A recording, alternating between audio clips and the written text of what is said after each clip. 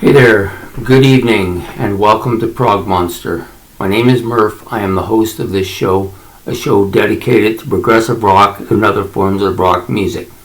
So today we're back with our Battle of the Bands.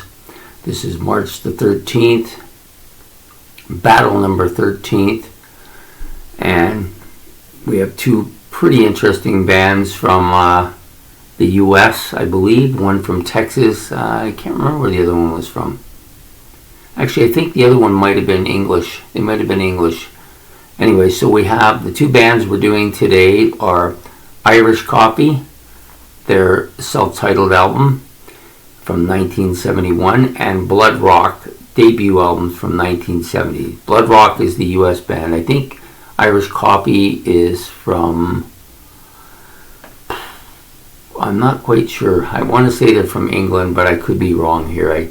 I remember seeing it, and I just can't remember exactly what it is I see. Anyways, Irish Copy has 8 tracks on their album. Blood Rock, 9. Yeah, 9.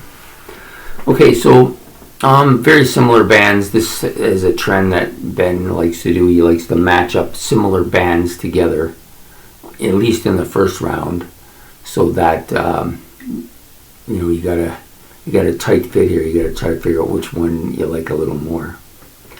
Both bands very similar. I think Irish Copy maybe a little more talented. Hard to say. They're not a jam band, so to speak, but they do a lot of soloing throughout the entire album.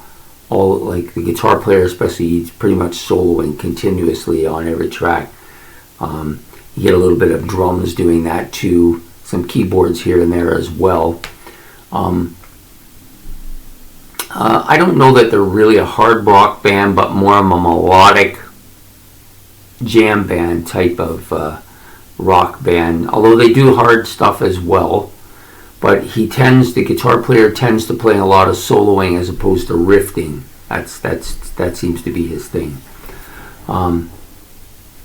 Vocalist is quite frontal. He's actually quite loud, maybe too loud. Maybe the production has made his voice too dominating. Feels like he's a little bit too loud at times. Let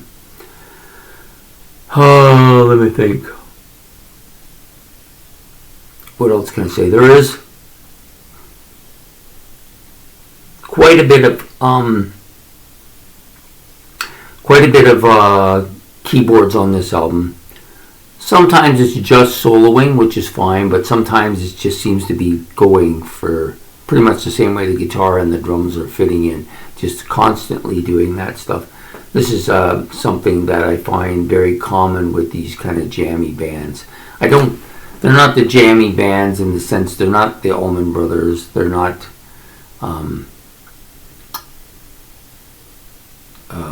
the Grateful Dead or anything like that.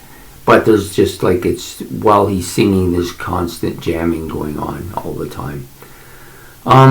His vocals really kind of gravelly, rough, but strong and powerful out front type of thing. So there are, on this 8 tracks, I gave 3 5s, and then the rest I gave 4s. It's not that I dislike the album, it just was really kind of mediocre for me. Really didn't do anything for me. I can't remember too many of the songs too well. They all seem the same. The organ, the only part I remember is I Can't Take It, which is the first song. The organ solo at the end reminded me of that Bon Teppy kind of keyboard phrase that you used to get when we were kids. Yeah, it definitely reminded me of that. The second song, organ and keyboards again, pretty heavy vocals. Sorry, I knew this was going to happen as well. Yeah, most of the stuff is pretty much that. The 2 songs in the middle that are 2 parts, Snow Part 1, Snow Part 2. The first one is kind of a little bit more mellow, but there's a lot of soloing going on. The second one is much heavier. A lot heavier soloing, and kind of got a bit of a funky, catchy beat to it. I actually like this song. It may be my favorite on the album. Most of the rest of the songs pretty much the same. A lot of kind of jamming, kind of guitar soloing going on constantly. Vocals on A Day Like Today, which was the second last track. More subdued guitar, more subdued vocals, but it does build up and gets louder as it goes along. So overall, I didn't find the album exceptionally my type of album, but I can see some people really love all of that guitar soloing constantly, that keyboards soloing all the time. They like that kind of competition when all the instruments are playing like these solos constantly. And I appreciate that they like that. I got no problem with it. Sorry, something off. I get it. Just very much like that. Not really my cup of tea, but I don't hate it either. So then we get on to Blood Rock. Very similar here, except for the difference between the two, and I think the reason why Blood Rock's going to win this, and I'm going to tell you up front, they win it. They win it because they have a lot more riffing. There's a lot heavier riffing on this album. It feels more like a hard rock album because he's doing these riffs, these heavy riffs that he's doing throughout the album. He does do soloing too. It's not as much as the Irish Coffee one, but it's still there. A lot of keyboard soloing as well. Also, this album, vocals are very similar. Very hard to tell these two vocalists apart. I think the second guy is a little bit more subdued.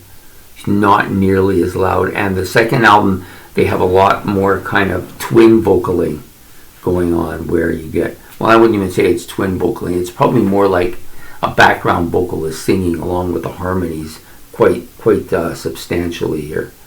So yeah, overall, that's the biggest two differences between the albums. I just found the songs just a little bit better on Blood Rock. They had 3 or 4 songs that were 5s, and then the rest, of course, were 4s. There's another kind of close battle here, I think. Just pretty much similar. It's very similar. What I said about Irish Coffee really applies to Blood Rock. The only difference is that there's a lot more guitar riffing on the Blood Rock album than there is on the Irish Coffee. More soloing on that album. All the instruments soloing on that album. Where with the Blood Rock, it's just basically the guitar soloing, some Hammond organ solo, some keyboard solo, and I think there's a lot of that Hammond organ solo. He does have one track that I found interesting. I was trying to find where it is now. I can't find it. I think maybe it might be the last one. It's more of a methodical guitar riffing. It's not that kind of heavy guitar riffing. It's kind of a slow, more, there's a Black Sabbath with a kind of Black Sabbath speed. Not necessarily, doesn't sound like Sabbath at all, but yeah, a lot of that. Yeah, so overall, I found both albums, I guess ho-hum might be the description of the albums. I don't dislike either of them. They're not my choice to go to. But I didn't turn them off when they were playing. I thought they were okay. Just not something I would generally listen to. They might have a better chance with me as a background album playing while I'm doing stuff, and then maybe they might catch on with me a little bit better that way. So for today, though, the battle goes to Blood Rock, but not by a huge margin, maybe a slim margin. Maybe they just had a few more 5s and a few less 4s than the Irish Coffee did. I just found their album a little bit more hard rock-ish, a little bit better riffing and guitar riffing and musication. Musication, not really a word, but more musical, I think. The other band is a lot more instrumentally oriented, I think, overall. So anyways, there you have it. So Irish Coffee will take the back seat today, and Blood Rock will move on to round 2. So I hope you enjoyed this video. If you did, please like and subscribe.